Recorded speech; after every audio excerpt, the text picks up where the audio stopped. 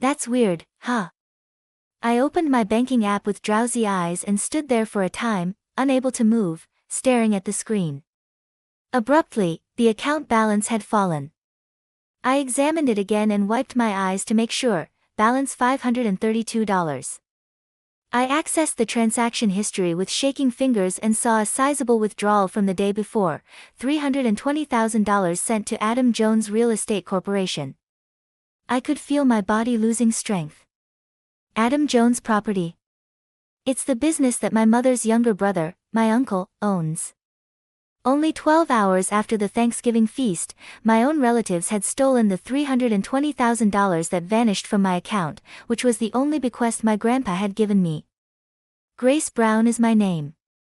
For the age of 28, I am employed as an art director for a New York advertising firm. My grandfather gave me $320,000 in his will when he died a year ago. For several years, my mother's family operated a hotel in Texas, but she decided not to take over the family company. She relocated to New York and wed my father, who worked for the corporation. Although he respected her choice, my grandfather was especially fond of me as his granddaughter. I've liked sketching since I was a kid, and my grandfather has always encouraged me by telling me, "Grace, your art is special." He was more proud of me than anybody else when I decided to major in art in college and go into advertising. My grandfather's last words, which I can still clearly recall, were, "Grace, I want you to follow your own path, apart from the hotel company. Use this when the time comes for you to launch your own store. I'm confident you'll produce something spectacular." My desire of becoming self-sufficient and starting my own design studio was something my grandfather was aware of. He left some of his funds to me to help fund that desire. My uncle Adam, however, vehemently disagreed with the will. He maintained that he was the legitimate heir to my grandfather's wealth because he was the one who inherited the family company. He questioned if the will was legitimate. Nevertheless, the inheritance was ultimately distributed as specified since it was legally valid. Uncle Adam looked to be blazing with wrath, yet on the outside he appeared to tolerate it. The entire family then got together in our Texas home yesterday to take advantage of the Thanksgiving holiday. Uncle Adam announced that he was throwing a reconciliation party at his house close to the hotel. My mother convinced me to go, stating that it was a great chance to strengthen family ties. At first sight, the celebration seemed to be tranquil. We chuckled over old memories with relatives we hadn't seen in years, and my mother's sisters and their children were present. Uncle Adam gave me a warm welcome and advised that we put our disagreements aside. "Grace, our arguments with Grandpa are behind us now. Let's proceed together as a family." I believed what he said at the time. I started to expose my heart because I genuinely wanted to think that there was a chance for reconciliation. During the party, I passed Aunt Judy in the hallway. She looked oddly nervous and said in a whisper, "Grace, I need to talk to you later." But that moment never came. Later, during the party, Uncle Adam called me over to a corner of the living room. "Grace, I want to show you something." He pulled out his smartphone and showed me the screen. Displayed there was what appeared to be leaked bank account information from my computer. "You haven't touched Grandpa's inheritance yet, have you?" he said in a gentle tone. "Yes, I've been saving it for the future," I replied honestly. "I see. But Grace, that money should have been invested in the hotel." His tone changed. "That's what Grandpa truly wanted." "But Grandpa told me." Grandpa's dementia had progressed toward the end. Uncle Adam said firmly that will wasn't his true intention. What he really wanted was to preserve the family hotel that has lasted for generations. I was at a loss for words. My grandfather had stayed sharp until the very end. Even the doctor testified that there were no issues with his judgment when the will was created. And yet, the confident look on my uncle's face made me hesitate for just a moment. "Make the right choice for your family," he said, placing a hand on my shoulder. "That money will be used to renovate the hotel. Once that's done, you should come back to the family business. Your job in New York. It's only temporary, isn't it?" "I have a dream. Grandpa supported it," I said. "That's a naive thought," he replied, his expression hardening. Face reality. Would you really risk a 150-year-old family legacy for your personal dream? As I tried to respond, he continued, if you won't cooperate, it might affect your parents, especially your mother. It was an unmistakable threat. For the rest of the party, I forced a smile, but inside, I was in turmoil. Was my mother involved in my uncle's plan, or was she a victim too? Late at night, just before I left the hotel to return to New York, my mother called out to me. Grace, how did the talk with Adam go? My mother's face was clouded with worry. I haven't decided anything, I told her. I need time to think. I see, my mother looked slightly relieved. You know, your uncle has been struggling with the hotel lately. The maintenance costs of that old building are getting out of hand. Mom, that still doesn't mean it's okay to use my money without permission. Of course not, but we're family. Isn't helping each other just what family does? Those words hinted that my mother might also have been part of the plan. With a heavy sense of unease, I returned to New York, and this morning, the worst-case scenario became reality. The money in my account was gone. With trembling hands, I called my mother. Mom, the money's gone from my account. All $320,000. It was transferred to Uncle's company. There was a brief silence on the other end of the line. Grace, calm down, my mother said in a small voice filled with guilt. Adam says it's for your future. If the inn goes under, the entire family will be out on the street.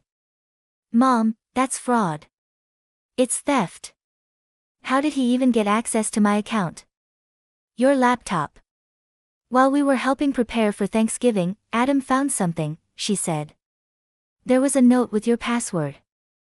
A wave of unspeakable anger and sorrow swept over me. It was true. I had left a password memo on the laptop I kept at the family home. I never imagined my own family would steal from me. I'm going to report this to the police. Grace, wait. Don't air our family shame to outsiders. We can solve this by talking. Talk. Mom, this is a clear crime. Uncle stole the money Grandpa left for me. But, Grace, one day, you'll take over the hotel too, won't you? What are you talking about? Me take over the hotel? We've never even discussed that. But eventually. Mom, I have my own life. I have my own dream. Grandpa respected that, so why is it that my own family, my voice caught in my throat? The pain of betrayal was beginning to outweigh my anger. Grace, please think about the family. Family? A real family would never do something like this. I hung up the phone and immediately contacted the bank and the police. Fortunately, the bank agreed to treat it as an unauthorized transfer and began investigating. However, since it involved a family dispute, they warned that resolution might take time. I called my workplace and informed them I needed to take emergency leave. Then, I headed to a law firm. While waiting in the reception area for my turn, calls from my mother kept coming in, but I couldn't bring myself to answer. Instead, memories of my grandfather came flooding back. He was a gentle and wise man. Though he dedicated his life to running the hotel, he always respected the individuality of each family member. When my mother decided not to inherit the business and move to New York, Grandpa had said, having the courage to follow your own path is something to be proud of, and supported her. He used to tell me often, the most important thing in life is to live honestly with yourself.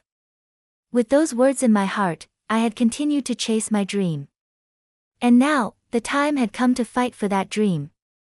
The meeting with the lawyer was tougher than I expected. Mizu Brown, the facts are clear, but since this is a family matter, things can get complicated, the lawyer explained calmly. Especially because you left a password memo on your computer, it could be interpreted as giving implied consent. But that's not true. I never imagined they would steal from me. Of course, still, in a legal battle, emotional points don't carry weight. The details of what happened will be key. During the consultation, I received a call from my uncle. Following the lawyer's advice, I put the call on speaker and began recording the conversation. Grace, think this through calmly, Uncle Adam said, his voice laced with urgency. The hotel is in a critical state. If things go on like this, it'll collapse. It's only natural for the family's inheritance to be used to save the family business. You think it's natural to steal money from my account? I didn't steal it. I just borrowed it temporarily. Once the hotel stabilizes, I'll pay it back. There's no way I can believe that. I've already spoken to the police and a lawyer. They're treating it as an unauthorized transfer. His breathing grew heavier on the other end of the line. The police? Are you serious? You're going to expose our family's shame to the world. The real shame is stealing from your own family. Listen, Grace, if you take this to the police, your mother will suffer too. You won't be able to come back home.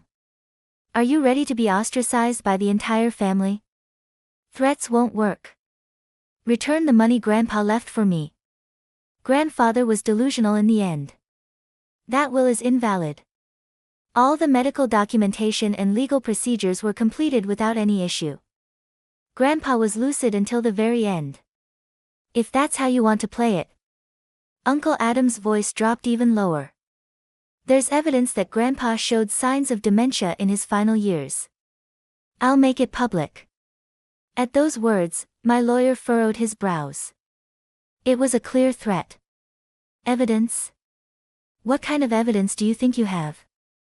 Grandpa's journal.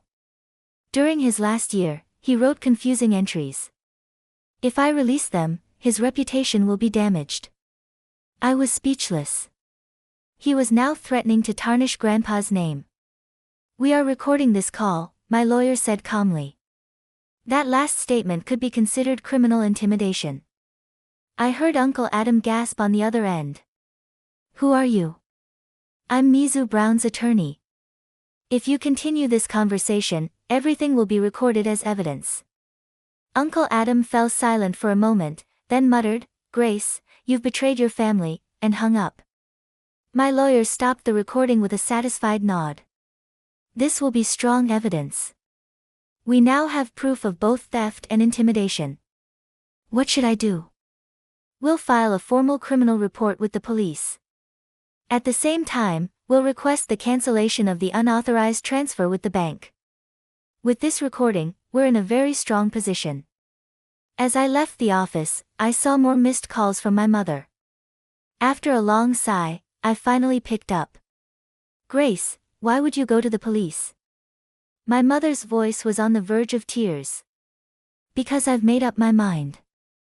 This is a crime. Why did you take part in stealing my money? I didn't take part in it. Her voice cracked. Adam just said he wanted to use it temporarily to rebuild the inn. Mom, you trust him too much. He even threatened me. He said he'd damage Grandpa's reputation. Huh? My mother's voice froze. What do you mean? I told her in detail about the phone call with Uncle Adam. I explained how he had even threatened to use Grandpa's journal to falsely claim he had dementia. No way. Adam did that? My mother's voice trembled. I can't believe he would go that far. Mom, this is no longer something that can be handled within the family. We have to leave it to the police and the lawyer. But the family shame. The one who's bringing shame is Uncle Adam, not us. On the other end of the line, I heard my mother let out a deep sigh. All right, Grace, I'll be on your side. I'll testify, whatever you need. Her words lifted a weight from my heart. At least not everyone in the family had turned against me. That evening, I filed a criminal report at the police station, explaining everything in detail and submitting the evidence. It took far longer than I expected. It was past 10 p.m. by the time I got home. Exhausted, I collapsed onto the couch. Just then, my phone rang. The name on the screen read, Judy, my mother's younger sister, who was also involved in managing the hotel. After a moment of hesitation, I answered. What I heard next took me by surprise. Grace, I'm on your side, Aunt Judy's voice was filled with determination. Adam's actions are unforgivable. I'll testify too. Aunt Judy, but what about the hotel? That hotel has lasted 150 years. That's exactly why we shouldn't protect it through dishonest means. She hesitated slightly, then continued, there's something important I need to tell you. The hotel isn't actually in a critical state. Adam is exaggerating the situation. What?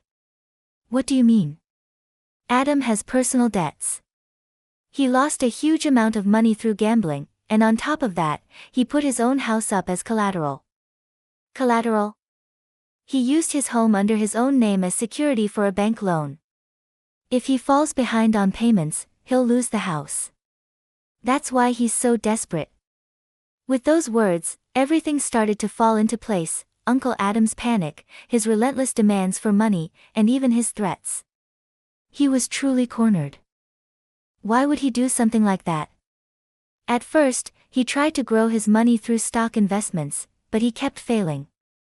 Then he got addicted to casinos, trying to win it back. Aunt Judy's voice was filled with sorrow. We all realized it too late. His debt grew, and the repayment deadline is approaching. That's why he set his sights on your inheritance to escape that crisis. Does everyone know? I only found out recently. When I checked the books, I found some suspicious withdrawals. When I confronted Adam, he confessed everything. If he doesn't pay by the end of this month, his house will be auctioned off. So, that's why he used my inheritance. Yes. He planned to repay his debt and save his house using your inheritance. What he said about the hotel lacking funds was a lie. In fact, it looks like he even dipped into the hotel's funds. After the call, I sat in stunned silence. My uncle had taken my inheritance to recover money he had lost through gambling, all to protect his own home. The next day, I received a call from the bank. They confirmed that the freeze for the unauthorized transfer had been completed. Now, Uncle Adam could no longer use the money. It would take time to recover the money, but at least the worst had been avoided. That same afternoon, my lawyer delivered some serious news. Mizu Brown, further investigation has revealed something even more serious, he said with a solemn expression. Under the name Adam Jones Real Estate, your uncle has already taken out another loan from a different bank. The collateral is his personal residence. I heard that from my aunt. The problem is that house is now on the verge of being auctioned. He stole your money to repay that loan. What can I do legally? Your position is clear. You're the victim. However, the lawyer chose his words carefully, there might be another way to resolve this. Another way? If your money is successfully recovered, how you choose to use it is entirely up to you. If you wish, you could acquire the mortgage on your uncle's house yourself. What does that mean? In other words, you could pay off his debt to the bank and take his house as collateral.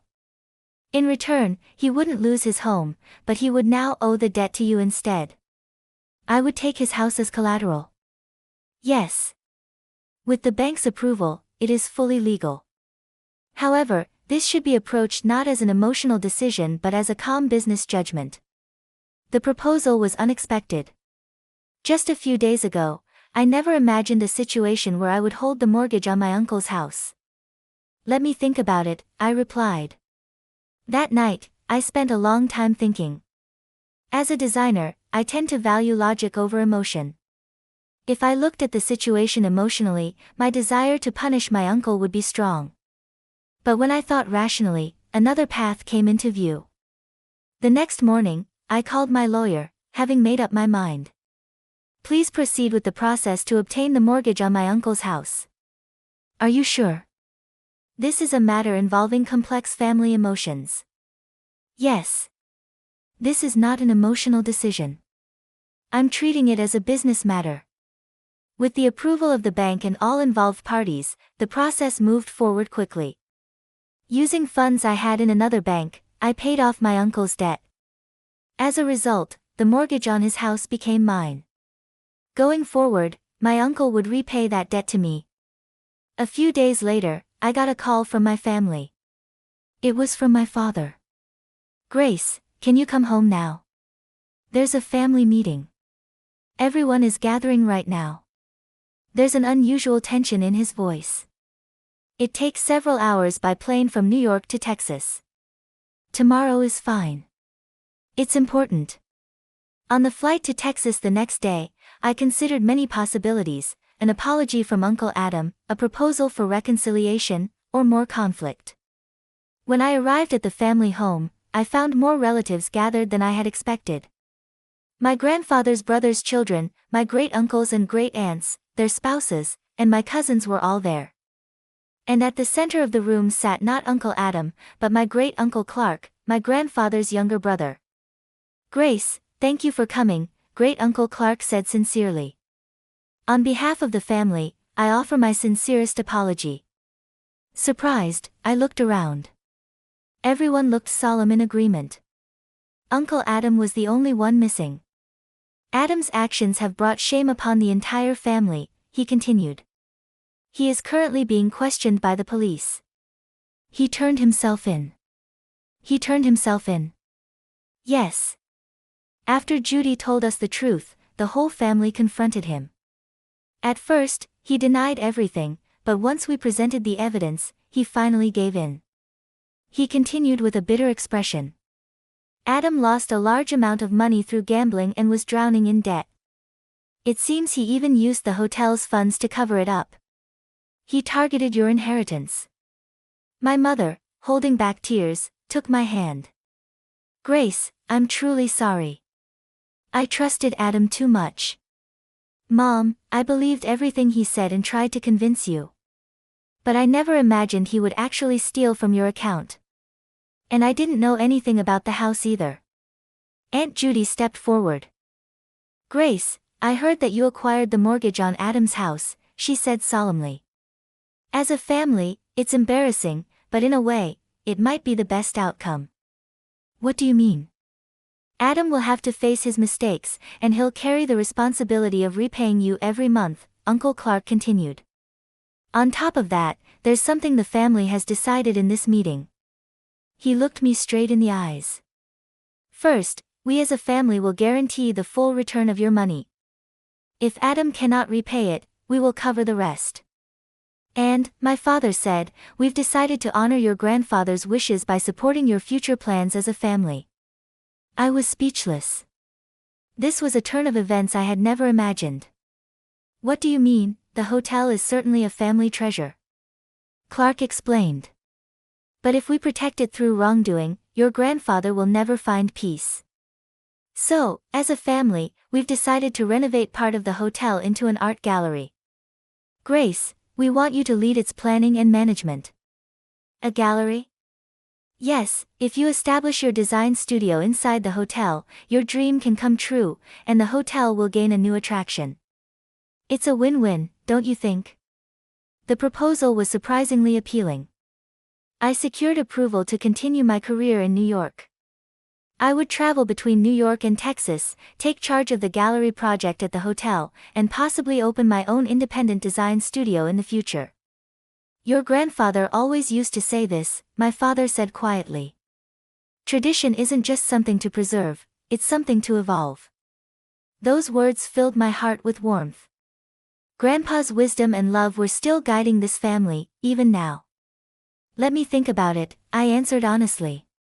"But I'll consider it seriously after the family meeting." I went alone to sit in front of my grandfather's portrait. In the photo, he wore the same gentle smile as always. "Grandpa, are you watching?" I whispered. "It was tough, but I think it's going to be okay." As I sat there, snow began to fall quietly outside the window, the first snow of the season, marking the arrival of winter. "Grace." I turned to see my mother standing there, tears shimmering in her eyes. "Your grandfather believed in your talent more than anyone," she said softly. "That's why he left the inheritance to you. We, your parents, should have believed in you more too. Mom, things will be different from now on. We'll all support your dream as a family. That's what your grandfather truly wanted." 1 week later, Uncle Adam was granted provisional release. The charges had not been dropped, but the prosecutor allowed a temporary release of custody. He was to attend another family meeting. When Uncle Adam walked into the tense room, he looked nothing like he had a week earlier. The confident expression he once wore was gone, replaced by exhaustion and deep regret. "Grace, everyone." Uncle Adam couldn't lift his head. "I've done something unforgivable," his voice trembled. There was not a trace of the authority he once carried. "Adam, start by explaining what happened," Uncle Clark said firmly. Uncle Adam raised his head and looked around at all of us, including me. "I started gambling and ended up with a huge amount of debt. At first, I only lost a bit on stocks, but I tried to make up for it." He trailed off. "Eventually, I even began using the hotel's funds. I put up my house as collateral for the debt." "And then you set your sights on Grace's inheritance," my father said coldly. "Yes, the repayment deadline was approaching. If I lost the house, it would have affected my wife and kids too. Out of desperation, I stole Grace's account information and made the transfer." His face turned pale. "I know it's no excuse, but I was truly cornered. You're aware that Grace now holds the mortgage on your house, aren't you?" Aunt Judy said. Uncle Adam looked up in surprise. "Grace does?" "Yes. Grace covered the portion of the loan you couldn't repay to the bank. She now holds the mortgage on your house. That means from now on, you'll be repaying her." Uncle Adam stared at me in disbelief. "Why?"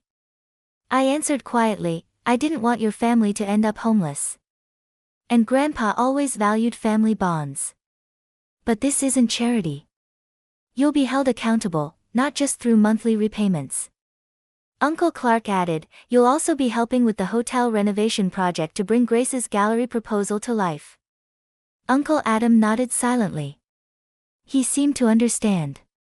He had no room to argue or refuse. "And you'll be receiving treatment for your gambling addiction as well," Aunt Judy added. Uncle Adam said, "I understand," in an almost perceptible voice. He then turned to face me and offered his heartfelt apologies. "I really apologize, Grace. I will respect Grandpa's wishes and pay back everything." Quietly, I nodded. Although the anger hadn't quite subsided, I realized that getting retribution wasn't as vital as going on.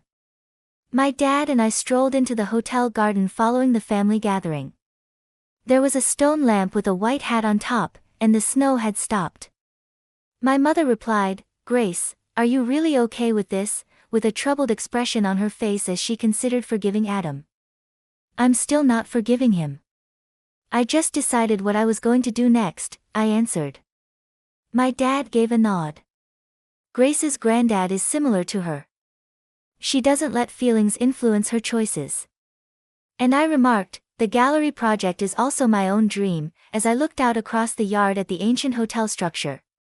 "Here, I can begin something fresh while still working in Fresh York. I think Grandpa would have preferred that. With your design sense, the inn could attract a whole new kind of guest," she added. "Not just tourists, but art lovers as well." Exactly. Preserving tradition while generating fresh value is the aim. We discussed the hotel's future as we strolled through the icy surroundings. I nodded in my gut as I entered the restaurant. Dinner for my sister Emma's birthday. I would be thrilled in any other year, but today I was filled with fear. As usual, Emma was the focus of attention as the waiter escorted me to our table, where my parents and other family members were already sitting. "Lucy." At last, my mother yelled. "We were about to order without you." Emma, who is 18 now, smiled like she often does when she wants something. "Hey, sis, glad you could make it." I sat down at the vacant seat they had reserved for me after giving her a brief embrace. By the time my uncle said something, my dad had already had 2 drinks and was laughing too loudly. My cousin was showing everyone photos of her new baby as my mom fussed over Emma's hair. "It would be best if I introduced myself. I'm Lucy, a 36-year-old director of marketing for a digital business. I've always been the family's responsible member, particularly with Emma. I have been her safety net for the last 10 years. I fronted the money for her car, helped her land a position at my friend's business, paid for her college education, and have been her renter for the last 5 years. Why? Because apparently that's what family does. At least my parents have instilled that belief in me ever since Emma was born. Lucy is your younger sister. You must watch out for her. And I did. I still do. But occasionally, I question whether I've done too much. Let's order, my father said, gesturing to the waiter. Then comes the present. It was a good supper. We drank good wine, ate expensive spaghetti, and listened to Emma brag about how I had helped her land a position at the marketing agency. She had worked there for 3 years and had been repeating for the past year and a half that she was definitely ready for a promotion shortly. Emma received a new iPad from my parents, a designer scarf from my aunt, and then it was my turn to get a gift. I took the envelope with the symbolic check for her Hawaii vacation out of my handbag. 3 weeks prior, the entire $12,000 in actual money had already been sent into her account. I added, "This is from me," as I moved the envelope across the table. With a dramatic gasp, Emma opened it. Dabbing at imaginary tears, she said to the table, "Oh my God, Lucy's paying for my Hawaii trip, instead. This is so generous of you." I mustered a grin as everyone at the table cheered. If only they were aware of the origin of that gift. I was at my folks' place for our usual Sunday supper 3 weeks ago. Before Emma cleared her throat before dessert, everything was as usual. "So," she said, "I've been thinking about what I want for my birthday this year." My mother smiled. "What is it, sweetie?" "After my birthday, I'd like to visit Hawaii." "It would be fantastic." Then she gave me a direct glance. "And Lucy's going to pay for it as my gift." My coffee almost suffocated me. "What?" "Yes, you frequently express your desire for me to travel and experience new things. This would be ideal." I put my cup down. "Emma, how much does a trip like that cost?"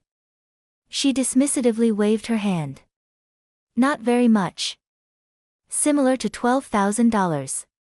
$12,000? I couldn't keep the shock out of my voice. "It's not that much for you," Emma said, her tone instantly changing. "You make plenty of money." "That's an extremely expensive gift, Emma," I said carefully. "I can't afford that." "Can't afford it, or just don't want to spend it on me?" Her eyes narrowed. "You're so cheap, Lucy. You make 6 figures, and you're too selfish to give your only sister a decent birthday present. Emma, I paid for your entire college education. I helped you buy your car. I'm currently paying your rent. I've been supporting you for a decade. That's what family does," she shouted, standing up. "We don't count the money we spend on each other." God, you're so bitter. My parents just sat there, saying nothing, as Emma stormed out of the room. When the front door slammed, I turned to them. "You can't seriously think I should pay for this?" My dad frowned. "Lucy, you do earn more than she does, and you know she's always wanted to go to Hawaii." My mom added, "I have my own expenses." I protested. "I'm trying to save for my future, too." "Your sister needs your help," my dad said firmly. "Family comes first." I left their house that night feeling like I was losing my mind. Was I crazy for thinking a $12,000 vacation was an unreasonable gift? The next week, my phone buzzed constantly with texts from both Emma and my parents. "Emma is so upset. You don't think she deserves this? She works so hard and just wants one nice vacation. You have more than enough money to help your sister. Don't be selfish, Lucy." I held out for as long as I could, but after days of this, I finally broke.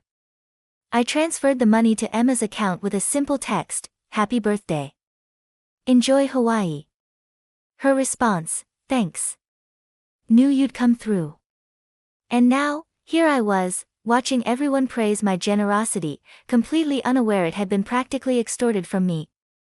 As Emma soaked in the attention, showing everyone the resort where she'd be staying, I felt a small sense of relief. At least this was over.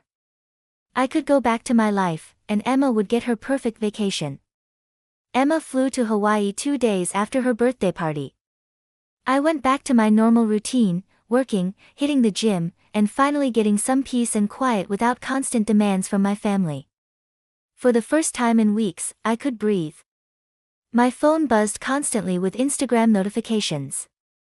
Emma was making sure everyone knew exactly how amazing her vacation was: sunrise yoga on the beach, expensive cocktails at resort bars, designer swimsuits posed perfectly against turquoise waters, each photo captioned with some variation of "living my best life" or "paradise found." I scrolled through them while eating takeout in my apartment, feeling a mix of annoyance and relief that at least she was enjoying the vacation I'd paid for. "Check out Emma's posts," my mom texted. "Doesn't she look happy? You did a good thing, Lucy." I didn't respond. They always did this, made me feel guilty, then praised me once I gave in, as if that somehow balanced the scales. A week into Emma's vacation, I was at work finalizing a presentation when my phone rang. My parents' number.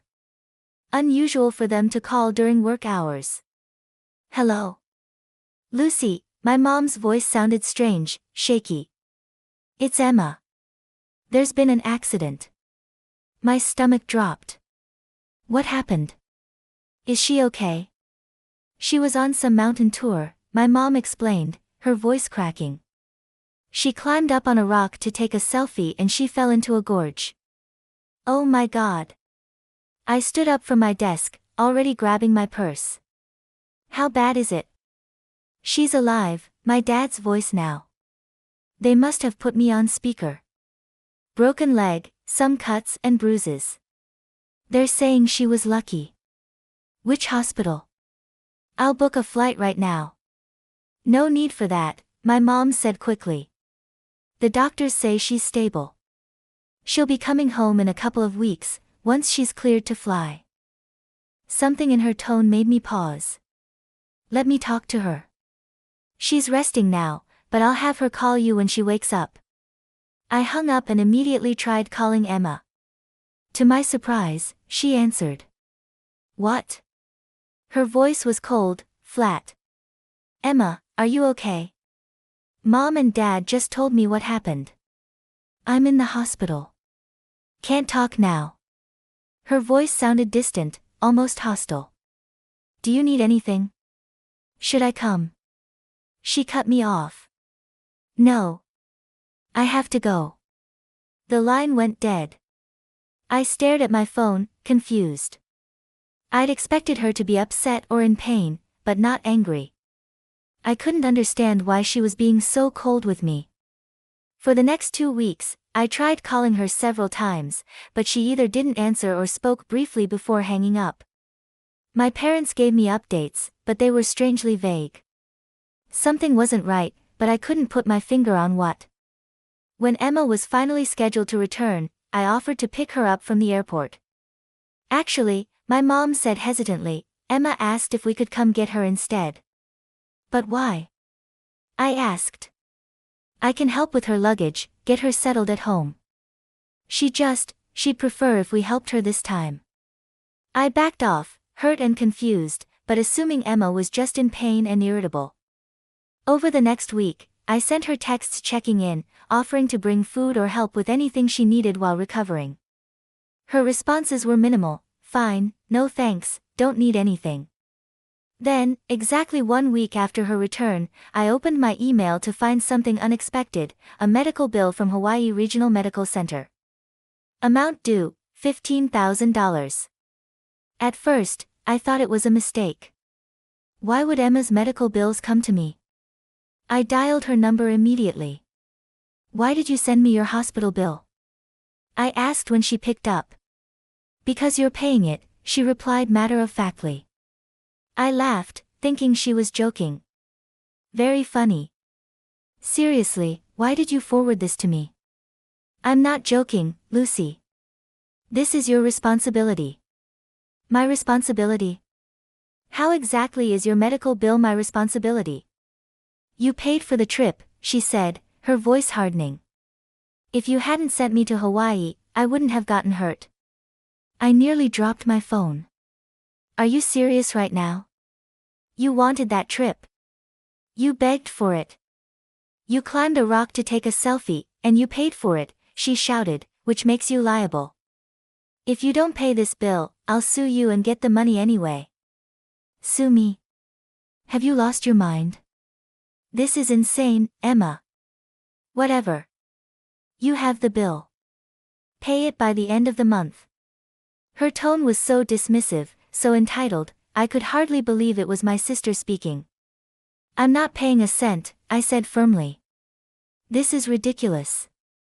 We'll see about that, she snapped before hanging up. I paced around my apartment, too angry to sit still. How dare she? After everything I'd done for her over the years, now she expected me to foot the bill for her own carelessness. I thought back to how they'd pressured me into paying for the vacation in the first place. The constant texts, the guilt trips, the family dinner ambush. When I'd calmed down enough to think clearly, I called my parents. Surely, they would see how unreasonable Emma was being. Mom, Dad, did you know Emma sent me her medical bill and is demanding I pay it? There was a pause, too long to be anything but meaningful. Well, my dad finally said, her travel insurance didn't cover all the treatment. And? I prompted. And she doesn't have that kind of money, my mom added softly. I couldn't believe what I was hearing. Are you saying you think I should pay it? You did pay for the trip, honey, my mom said. And you know Emma is still struggling financially. This is insane, I said. I'm not paying for her hospital bills. That's not how this works, Lucy. Be reasonable, my dad started. No, absolutely not. I'm done. I hung up and threw my phone onto the couch. Within minutes, it started buzzing with messages from my parents. Please reconsider. Family helps family. Don't be selfish. And from Emma. Hope you're ready to go to court, selfish bastard. Pathetic spinster with nothing better to do than count money. Each message made my blood boil hotter than the last. I was done being their ATM, done being manipulated into footing the bill for everything. I sat at my kitchen table, shaking with anger, as I scrolled through Emma's texts. The names she called me, greedy, selfish, bitter, spinster, each one hurt more than the last. 10 years of support, and this was how she repaid me. I opened my laptop and logged into my bank account. I needed to know exactly how much I'd spent on Emma over the years. My fingers moved quickly through folders of financial records I'd thankfully kept organized. College tuition, $42,000 for 4 years at stake. Car payment, $9,500, half of her Honda. Rent payments, $1,250 per month for 5 years, $75,000. I kept digging. Emergency dental work when she cracked a tooth. The professional wardrobe I bought when she started her job. The loan for her security deposit that was never repaid. The list grew longer, the total higher. By the time I finished, I was staring at a number that made me feel physically ill, $138,720. $138,720. More than enough for a down payment on a house, or my own dream vacation, or a significant chunk of retirement savings. Instead, it had all gone to Emma, and now she wanted more. I opened a new email and attached a PDF with all the expenses neatly itemized and totaled. In the subject line, I wrote, "Payment due."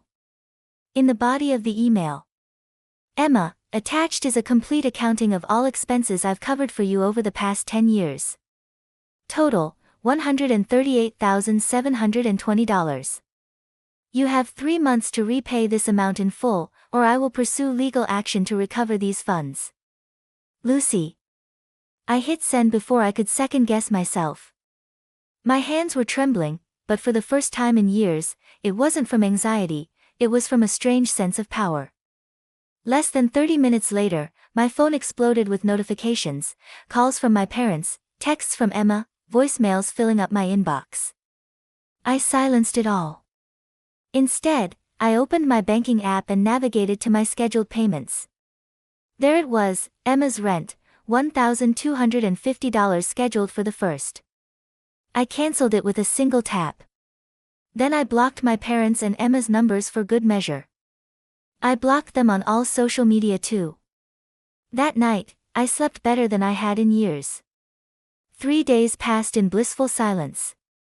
I went to work, met a friend for coffee, even signed up for a pottery class I'd been wanting to try.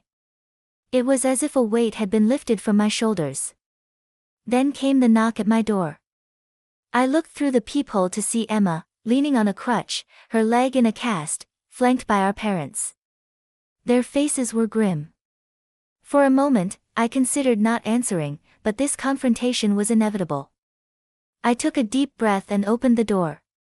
"Lucy," my mom started, "we need to talk." "Come in," I said flatly, stepping aside. Emma hobbled in, making a show of wincing with every step. My dad helped her to the couch while my mom hovered anxiously. "What's this?" My dad thrust his phone at me, showing my email to Emma. "It's an invoice," I replied simply. "For all the money I've spent supporting Emma over the years." "You can't be serious," my mom said, her voice rising. "Family helps family. You can't just demand she pay you back everything." I looked directly at Emma. "Why not?" "She's demanding I pay her medical bills." My parents exchanged uncomfortable glances. Emma stared at the floor. "That's different," my dad attempted. "How?" I challenged. "Explain to me how it's different." Silence filled the room. "You see," I continued, "it's only different because you all expect me to give and give, but the moment I ask for anything in return, even just basic gratitude, I'm being selfish." "We never said," my mom began. "You said it plenty," I cut her off. "Every time you pressured me to pay for something else. Every time you dismissed my concerns about money. Every time you made me feel guilty for having boundaries." Emma finally spoke, her voice quiet. "I'm not suing you, okay? I'll figure something out with the medical bills." "Good," I nodded. "Because if you did sue me, I'd countersue for every penny I've spent on you, and I have records of it all." "You've made your point," my dad said stiffly. "Now, can we move past this? We're family." "Yes, we are. Which is why I have something else to tell you all." I took a deep breath. "I've cancelled my payment for Emma's rent, and I won't be providing any financial assistance to any of you going forward." Emma's face crumpled. "What?" "But I can't afford my apartment without your help." "You'll figure it out," I said, echoing her own dismissive tone from our phone call. "Get a roommate, move to a cheaper place, ask for a raise, there are options. You're just going to cut me off after all these years?" Tears welled in her eyes. "This is cruel, Lucy," my mom said, her voice breaking. "Your sister needs you." "No, what's cruel is treating me like an ATM for a decade and then demanding more when I finally say enough is enough."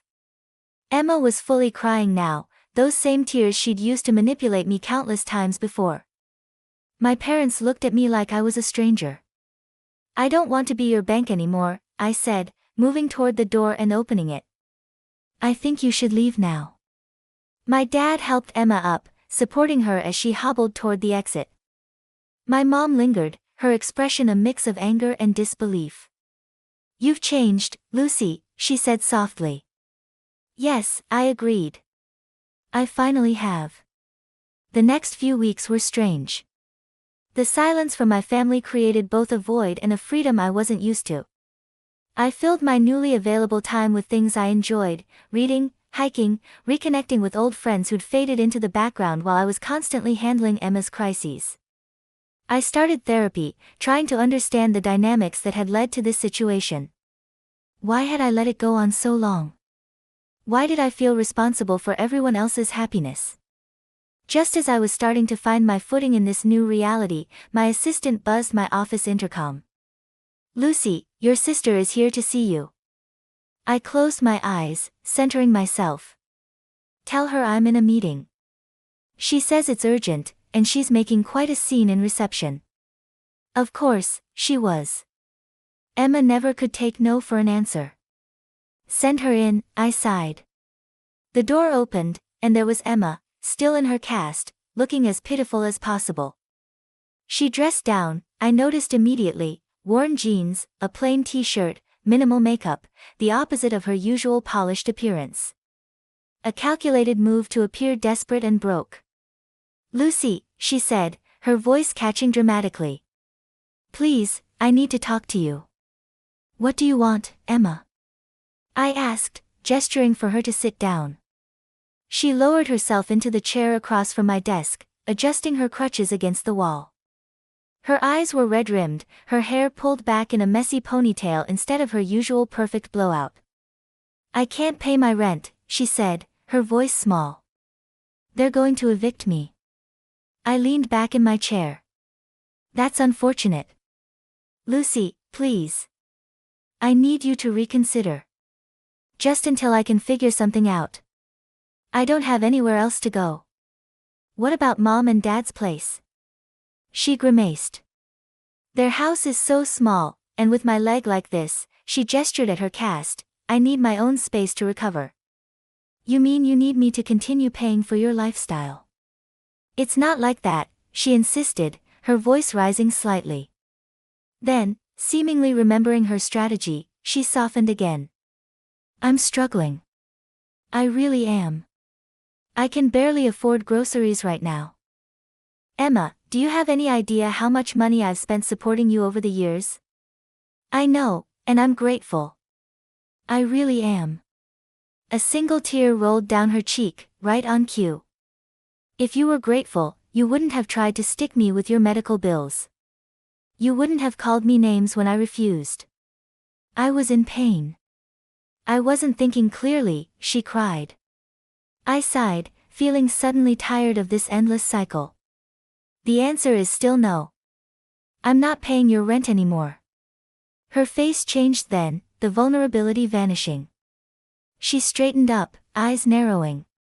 Fine. You know what? You're going to regret this. And then she started to sob loudly, dramatically. My office walls were thin, and I knew everyone outside could hear. Everyone's going to know what you did, she cried, voice rising. How you abandoned your own sister when she was injured, when she had nowhere to go. A few curious faces appeared in the glass wall of my office. Great. Stop it, Emma. You're heartless, she wailed. After everything we'd been through. I picked up my phone and pressed the button for security. Yes, Miss Wilson. Could you please come to my office? I have someone who needs to be escorted out.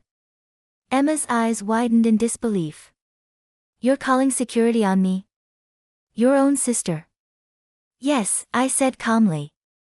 And if you ever try to come to my workplace and make a scene again, I'll get a restraining order.